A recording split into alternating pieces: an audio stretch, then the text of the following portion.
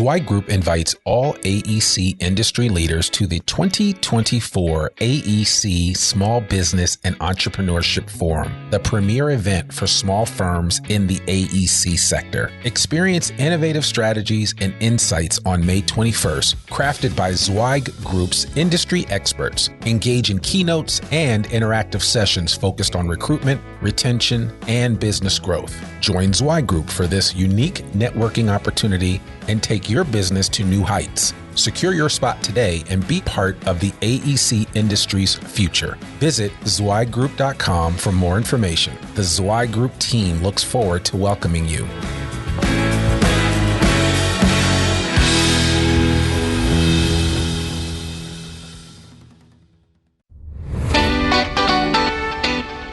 Welcome to the Zweig Letter Podcast, putting architectural, engineering, planning, and environmental consulting advice and guidance in your ear. Zweig Group's team of experts have spent more than 3 decades elevating the industry by helping AEP and environmental consulting firms thrive. And these podcasts deliver invaluable management, industry, client, marketing, and HR advice directly to you, free of charge. The Zweig Letter Podcasts, elevating the design industry one episode at a time.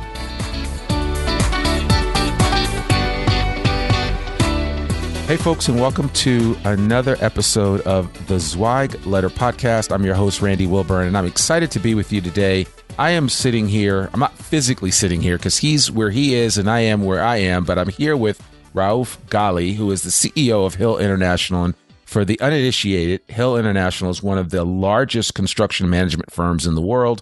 And Raouf was kind enough to join us today on the Zweig Letter Podcast to talk about his background and experience and also a little bit about what Hill is up to and how they have survived the pandemic, as most firms in the design industry space are figuring out ways to make it through these last 20 plus months that we've experienced since the beginning of the pandemic in 2020. So without further ado, Raouf Ghali from Hill International, how are you doing?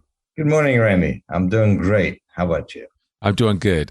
Thank you so much for taking time out of your schedule to connect with us today. I would love for you, one of the things that we like to do just at the onset of these conversations for our Zweig Letter Podcast listeners is for you to kind of share your superhero origin story, which is just a little bit about you. Who is Raouf Ghali? So I'd love for you just to kind of give us the Cliff Note version of you, and then we'll go from there, because I've got some really interesting questions to ask you today. All right, Randy. I'll just make it brief, really give it a little bit of brief background.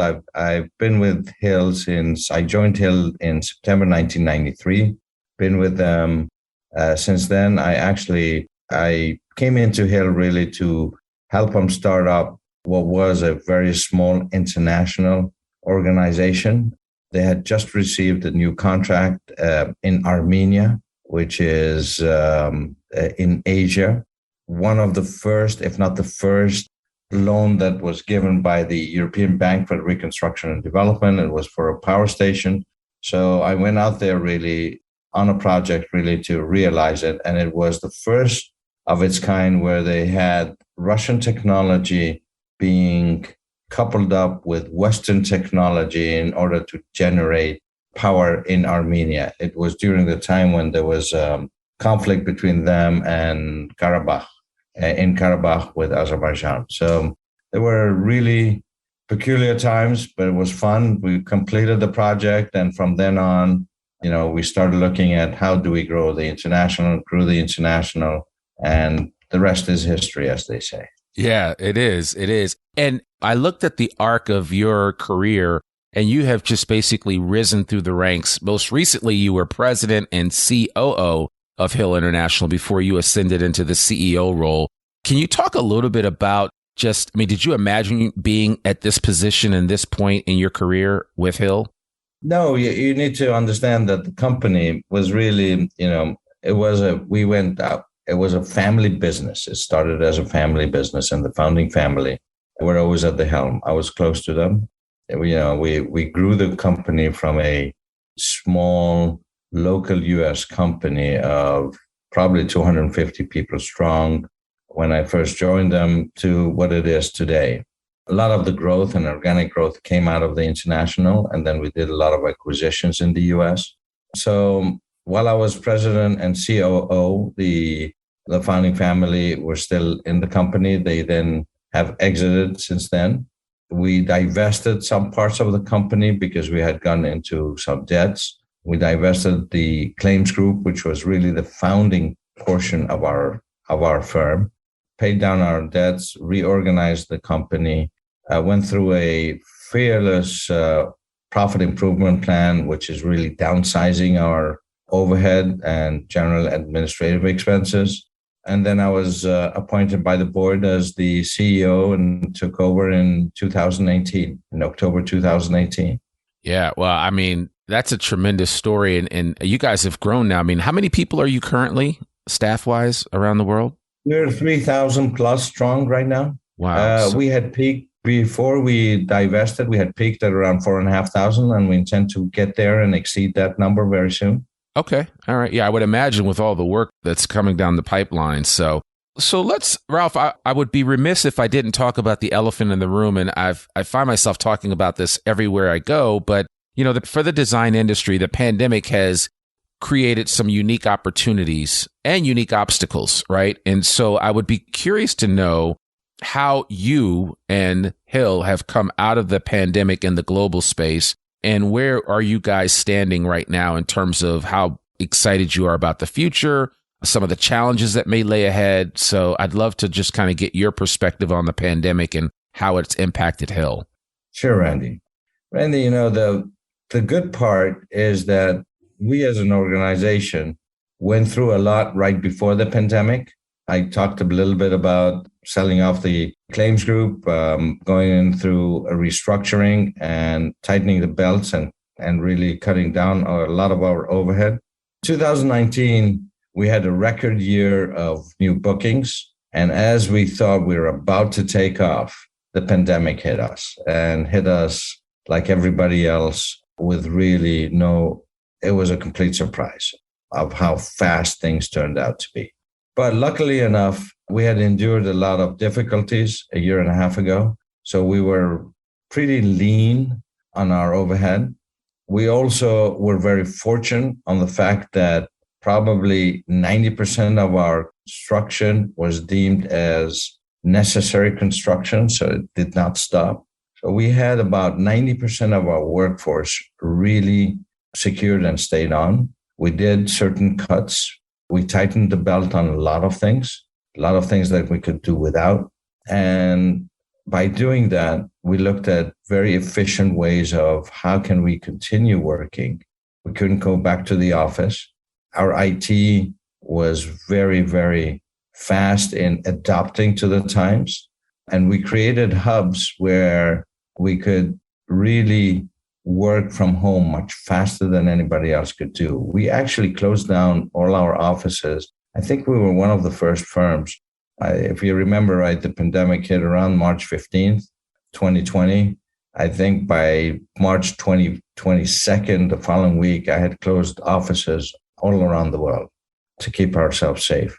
Unfortunately, we had one fatal, one of our colleagues died very early during the pandemic, which really saddened us. So we were happy that we took all the measures.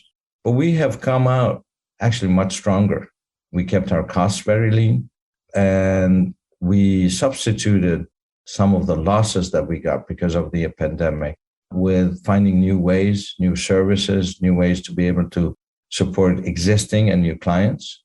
And we've come out pretty strong on all this. So, okay, a couple of questions that I have for you then based on this. Has anything changed based on how you're going to work at Hill moving forward in terms of your workforce? Will you allow more remote work? Have you found that, again, like you said, you haven't really missed a beat? Are there things that you've implemented during the pandemic that you're going to continue to do post-pandemic? Definitely, we will allow people to be working more from home for two reasons. One, I feel it's a more efficient way of working.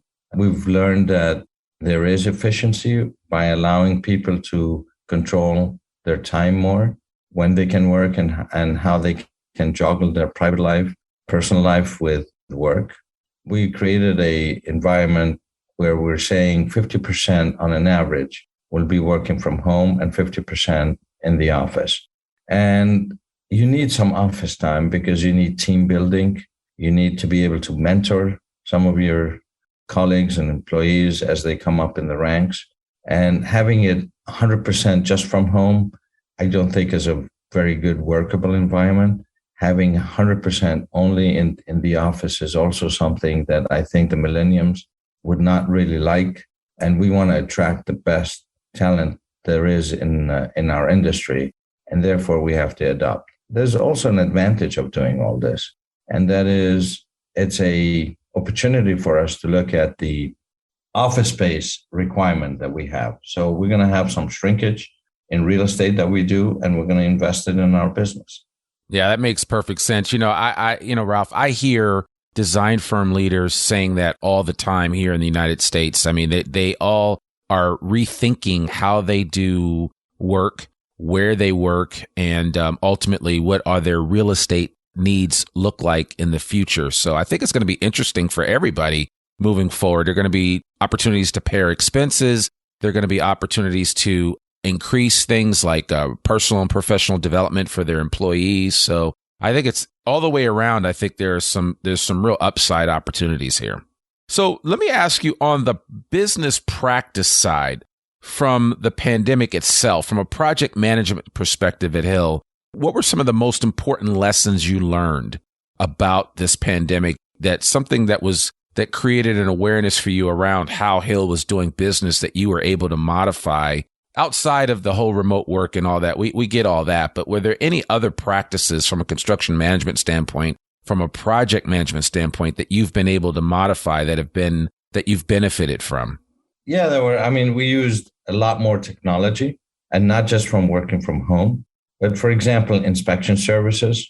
Instead of actually having to go out and inspect some things in person, we use drones that would be able to fly over, and we've hired some pilots for drones for example, a highway, actually go through and take videos. And once we look at it and our engineers look at it and would like to see some more details on it, we can send the drone down and really magnify it. The technology is there to be able to do it. Once there are defects detected from the videos, then the engineers can actually go out there and focus only on the ones where there are defects to really inspect them personally, physical inspection, as we say. So we've used technology in a more efficient way to really streamline our work and really change a bit the best practices that we do with certain things. So that's one modification that we've been able to see. And we did the same things. It's not just on highways or horizontal. We are also on the vertical as well. We were able to use certain technologies that really helps us be more efficient and provide the services to our clients in a more streamlined way. Yeah, you got to think, I mean, man, it is becoming amazing how impactful drone technology has been to the design industry, right? I mean, I just saw on the news last night that Walmart is going to deliver its first package via drone this weekend. Because based in Fayetteville, Arkansas, that's where Zweig Group is based, and you're right up the street is this little company called Walmart, and they're adopting technology for retail, but on the design industry side, on the construction side, drone technology is really playing a major role in things that you can do. I mean, the way you can scan a building with a drone. I mean, there's just stuff that even 5-10 years ago was just, I mean, I don't think anybody thought it was possible. Dan, I couldn't agree with you more. And I think it's just the beginning of it. And the pandemic, from every bad situation, good things do come out of it. And I think technology and the use of technology within our industry really, in particular project management and supervision, we really were using limited technology. It was all really hands-on. But this has really accelerated the use of technology and looking at, new best practices. Yeah. So, I'd love to ask, because again, you guys are not siloed into one specific area. How do you juggle being on multiple continents, you have offices all over the place. I understand that you operate between your Athens office and also Philadelphia. I mean, you're here, there, and everywhere. How do you manage that? Very simple. I have a great team. I have the best team in the world. Yeah. We have our organization is actually flat. We have a very flat organization. It's mainly regional organized with some special sector management or end market management as well onto it. And these regional managers have access to me at any time, and their direct reports have very easily accessible. So we can make decisions really fast. Every month, we have a review on the entire company's portfolio. It takes us probably a day to go through all the projects worldwide. And we look at where the important parts are, because at the end of the day, if you manage your weakest link, it just makes you strong. So we focus on where the issues are, where the challenges are on a monthly basis worldwide, and all the management is around the table, and we help each other just get over any challenges that they're looking for, and we go forward on that. Yeah. And decisions are made instantaneously with as little bureaucracy as possible. Now, having said that, we're a publicly held company, so we have a lot of controls, and we let the controls do their thing, and there's a check and balances. Yeah, I was reading some of your financial documents, and I would imagine that a lot of that, it gets systematized so that you just plug and play. You're able to update that information as you gain new data points, as you gain new financial information, and then certainly as you update projects on a case-by-case basis. So that is the beauty of technology these days, is that we're kind of able to do things within keystrokes. It's so simple nowadays. That's correct. But at the end of the day, we make things more complicated sometimes. Yeah. Sometimes if you simplify matters, even in a larger organization, it becomes very simple. You bring it down to simple steps and simple questions, and things resolve themselves. Yeah, yeah. So it sounds like for you as a leader, you are not that you're hands off, but that you allow people to do their job, and there's not a lot of micromanaging going on. I mean, you certainly inspect what's happening, but it sounds like you give people the latitude and the discretion to do their best and do their best work. To me, my job is to find the best people and then allow them to do their job, and for me to support them. Yeah, I love that.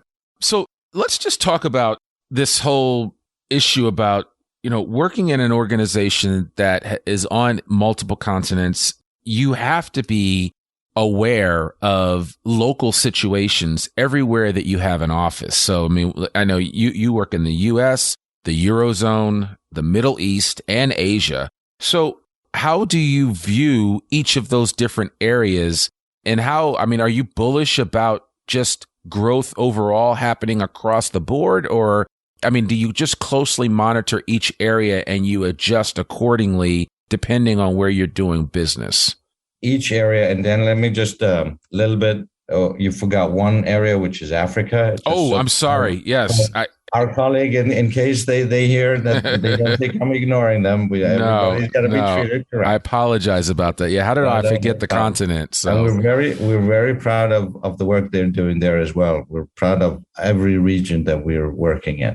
But to answer your question simply, since we've started working, the foundation and really perception of how we do business is we go into the different regions and we adapt to the culture of that region.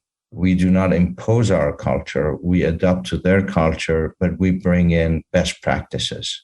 And our job is to come in and provide that service to our clients, bring in the best practices, train locals, and have the locals grow within our organization, make them and understand the Hill way of doing things within the culture, adapting within the norms and how business is conducted in those regions. And that is the formula that has worked and why we are successful in being able to work in all these different cultures. Every region and sub-region has its own tailor-made strategy for implementation and growth. One strive and one size doesn't fit all. How you handle business in the US is completely different of how you handle business in the Eurozone or in Africa or in Asia. Yeah. And so, and again, I don't want to put you on the spot, but do you feel pretty good as we're slowly coming out of this pandemic? I think we all have pandemic fatigue, but as we slowly come out of this pandemic, are you feeling pretty good about all of those areas that you serve, those marketplaces? We are excited in every location we're doing business right now. The US, I think the infrastructure stimulus bill is just an add to what we were expecting as far as infrastructure spending. 70% of our business is in infrastructure. So we were well positioned for a lot of the infrastructure spending anyway that needed to be done. So that add on the 1.2 trillion that the president has just signed a few days ago really adds to the opportunities that we foresee ahead. So we're very excited on the times to come. I think the entire world is very tired of being dragged down because of the pandemic, but I see a lot of light in the tunnel, and I think we're doing it. We have a similar situation in Europe. The European Union approved probably the largest stimulus package ever with $870 billion that's going to be spread throughout the countries, the Eurozone countries mainly, and some even the in-session countries. In most of those countries, we have an operation. So that's an add again to us. So we're very bullish on this.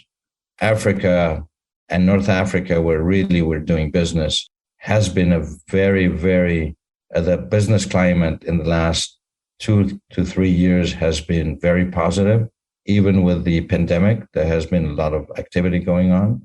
And the Middle East, given the oil prices, I think with the pandemic now recessing, with vaccinations and most of the populations being vaccinated in the Middle East. And when I say Middle East, I'm really referring to the Gulf countries, Arabian Gulf countries, because they were closed for a lot of the time because they were very, very careful because of the pandemic. It's opening up. You've got oil prices that have rebounded, and you've got the local, conflicts that was there that have been settled. So whichever region I'm looking at, I only see positive rather than any negativity right now. Yeah. And are you guys doing any work in mainland China at all? Yes, we are. We're doing work in Shanghai on an industrial project. Unfortunately, I can't speak to which one exactly because it was just awarded lately. But we're doing a major industrial investment and for one of the Fortune 100 companies, U.S. companies there. Okay. So let's talk about this because, Raouf, I know that there are a number of construction management firms out there and some other firms that have similar footprints to yours. But in essence, what do you think is the true separator between you and a lot of your peer competitors out there from, what makes Hill, what's the secret sauce of Hill International? The real secret sauce is our people. Okay. But we take that apart. Now that we know we have the best people, what really is our biggest differentiator between us and our competitors? And I like to put our competitors, divide them into two areas. One is the global and international players like us and domestic players. With domestic players, they have limitations to how much they can take on within the markets that they're in. And once we come in as an international player, we usually partner up with them. We usually do other things in order to augment both the local content as well as the understanding and knowledge of the culture that we talked about. What differentiates us between the international and global players and us? We are the only pure play project management company that has a global reach. All our competitors come in from the architectural and engineering world, and some come from the construction world. And they're great players in the project management field as well, but it's a small part of their business. The major part of their business is engineering and design and construction. We don't do any of that. So there's a lot of conflicts that come from that, because as they get onto large programs and large projects, and there's a need for a technical issue that comes up, either technical or technology issue, they will immediately look at internal resources to satisfy that need, versus us looking at who is the best in this industry globally to be able to come in and approach the challenge that we have on this project and resolve it. Because we're completely independent and we have really no resources to be able to offer. We want to bring in the best of the industry to come in with the team, represent us, and get over the hump that the project may have on behalf of our clients. So that's one of the biggest differentiator that we have with our competitors. And I think that's being recognized by many of our clients. And sometimes I hear that, Hill usually punches above its weight in a lot of these projects because we get a lot of mega projects. And I think partly it's because of that. And the other part is because we're a very focused company. And if you're a project manager and you want to grow in project management, where would you like to be in? Would you like to be in a company that 10% of its business does project management, or 100% of its business does project management, and your career will take off with it? So, yeah, that makes a lot of sense. And, when a lot of times firms enjoy the ability to be able to say, we have it all in-house, but sometimes that all in-house that they refer to everything isn't always up to the same level in terms of standard and quality. And what I hear you saying is that while you operate from a project management standpoint at the highest level possible, you also look for some of these other peer firms that are out here that can be part of the projects that you're working on to bring their A game. And together you guys are able to create, just a really strong front in terms of how you serve the needs of the clients. That is exactly correct. You said it probably much better than I did. So, okay. No, I like that. No, I that makes perfect sense. But I just want our listeners to understand how you operate. Because I think sometimes, especially for our audience, primarily are design firms. But when you think about project management, when you think about construction management and what that looks like, sometimes it's nebulous and it's hard to get your arms around the capabilities of the firms that you work with. But it's clear to understand that you have a strength. And then what you do is unify other organizations that have similar strengths in different areas of the project. And then as you come together, you guys are like the Justice League. It's like you got Superman, you got Batman, you have, if I can use a superhero analogy, you've got all these top individuals that, individually they're strong, but collectively they're almost, unbeatable. That is correct. And sometimes some of these firms are really our competitors. Yeah. But it doesn't matter. On that assignment, we need that portion or that part of their organization to really overcome and do the best service for our client. And that's what we do.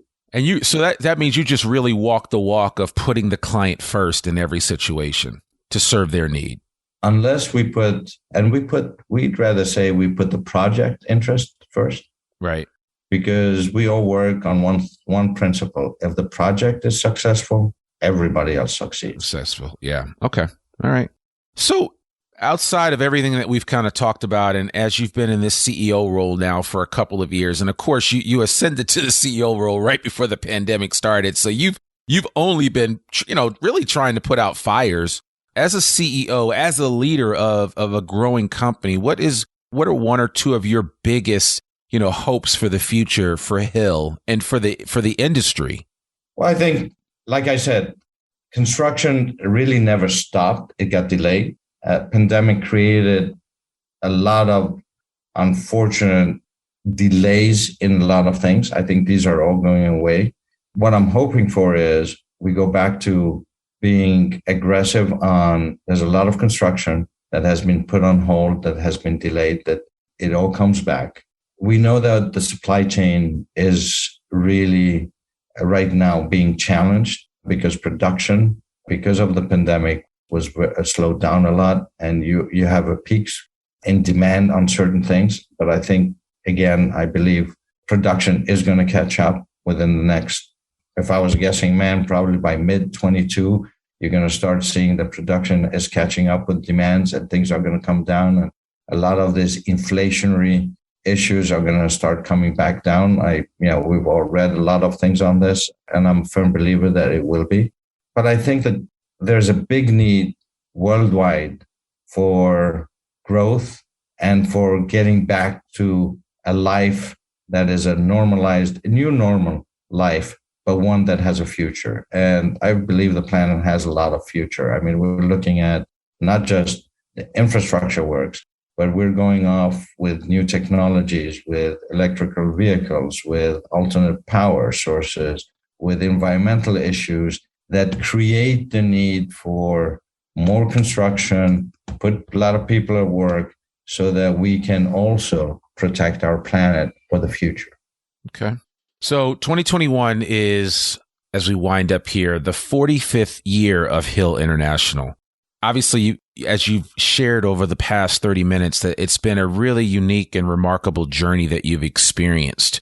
If there was one thing, if I could kind of pin you into the corner and say, what's the one thing in the next 5 years between this 45th year in business and the 50th year that you guys will celebrate in 2026? What's the one thing that you'd like to see come to pass in that short time frame? Because 2026 will be here before you know it, Raouf. You know that, right? So, unfortunately, yes. We've seen these years just go by so fast. Yes, time waits for no man or woman. So that's for sure.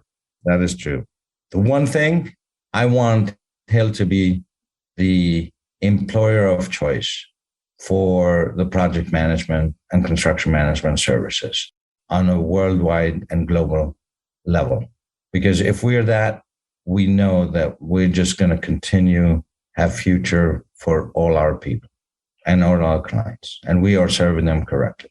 Well, it certainly seems and appears that you have a heart for your people, which I'm sure translates into the overall job satisfaction that a lot of people find there at Hill International. So I certainly want to applaud you for that. And I've always been taught, especially in this industry, but I think it bears repeating in any industry, in any business. If you take care of your people will take care of your clients. And that goes without saying. And so, Raouf Ghali, it sounds like you're taking care of your people and you continue to do that.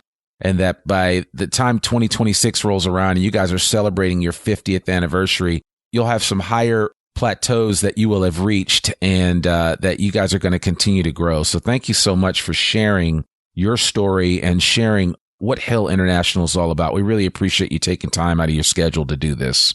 Thank you very much. Thank you for having me, and happy Thanksgiving as well. Absolutely. Absolutely. Well, folks, that's another episode of the Zweig Letter Podcast. To learn more about one of the oldest newsletters in the design industry, you can visit thezweigletter.com. And you can also visit them at zweiggroup.com. You can read articles online, listen to this podcast, and sign up for a free subscription to the newsletter and have it delivered right into your email inbox every Monday morning. Sign up today. For more info about Zweig Group's advisory services or any Zweig Group publications, visit zweiggroup.com. Follow the Zweig Letter Podcast wherever you listen to it. Apple, Spotify, Google Play, it doesn't matter. We're everywhere. And consider rating and reviewing us on Apple Podcasts if you have the chance. I'm your host, Randy Wilburn, and we'll see you with a new episode very soon. Peace. Thanks for tuning in to the Zweig Letter Podcast. We hope that you can be part of elevating the industry and that you can apply our advice and information to your daily professional life. For a free digital subscription to the Zweig Letter, please visit thezweigletter.com/subscribe to gain more wisdom and inspiration, in addition to information about leadership, finance, HR, and marketing your firm. Subscribe today.